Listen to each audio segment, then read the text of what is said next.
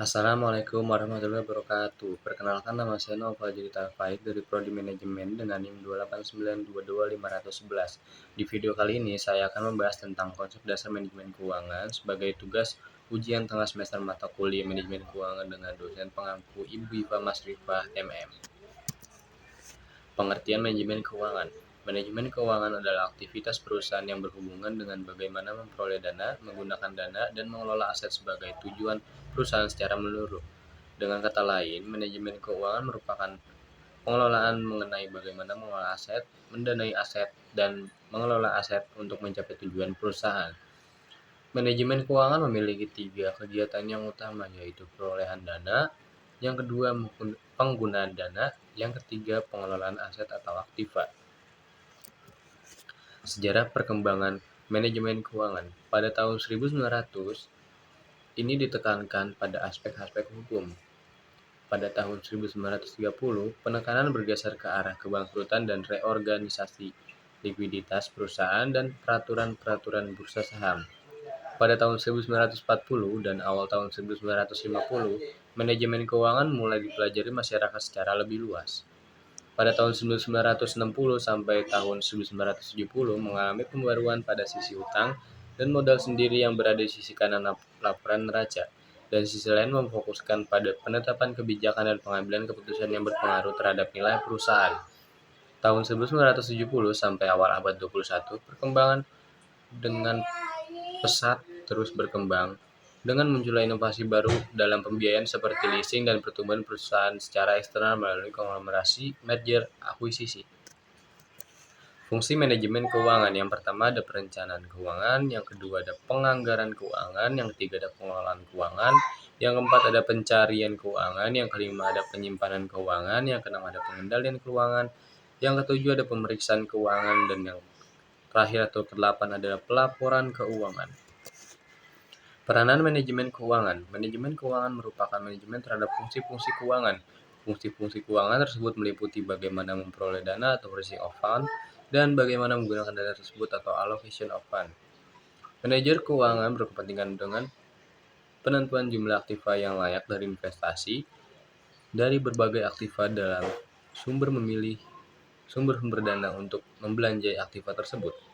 Untuk memperoleh dana, manajer keuangan bisa memperolehnya dari dalam maupun luar perusahaan. Sumber dari luar perusahaan berasal dari pasar modal, bisa berbentuk hutang atau modal sendiri. Tujuan manajemen keuangan. Yang pertama, tujuan manajemen keuangan adalah memaksimumkan kemakmuran pemegang saham atau memaksimumkan nilai perusahaan, bukan memaksimumkan profit.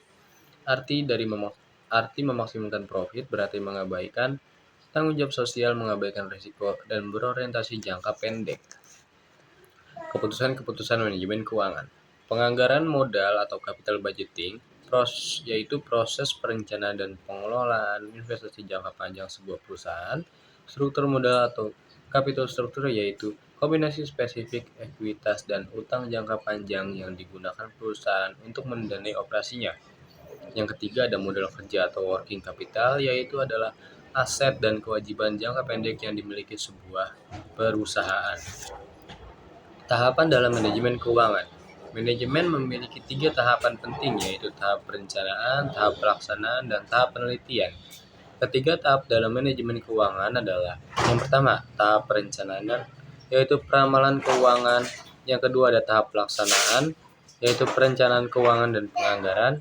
Yang ketiga ada tahap penelitian atau fungsi daripada anggaran.